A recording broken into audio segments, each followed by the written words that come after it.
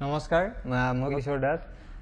মই যিহেতু অসুস্থ সকলোৱে গম পায় অসমবাসী ৰাইজে, মই যে আৰু এইকাৰণে মোৰ ট্ৰিটমেণ্ট চলি আছে বম্বেত, আৰু চিনেমাখনৰ প্ৰমোচনত মই অলপ নিজে থাকিব পালে নিজক সঁচাকৈ সুখী হ'লোহেঁতেন। আপোনালোকৰ লগত ডাইৰেক্টলি এটা থ'লৈ বা সকলোকে লগ পালে ভাল লাগিলেহেঁতেন, কিন্তু আজি মই বিশেষ অসুবিধাৰ কাৰণে আপোনালোকৰ মাজত আজি নাই।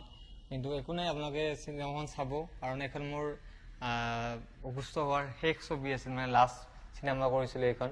আৰু চিনেমাখনৰ বহুতখিনি মমেণ্ট মোৰ এতিয়াও মনত আছে, বহুত ভাল লাগে। কাৰণ চিনেমাখন যেতিয়া আমি কৰিছিলোঁ মাজতে লকডাউন দুবাৰ পালোঁ আমি।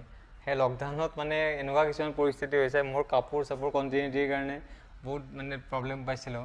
কিন্তু কাৰণ ঘৰত মানে লকডাউনৰ সময়ত ক'ত গৈছে ঠিকনা নাই। ইভেন মই নিজকে বডি মেইনটেইন কৰাৰ কাৰণে, ছেম লুকছ ৰখাৰ কাৰণে বহুত মেইনটেইন কৰিছিলোঁ।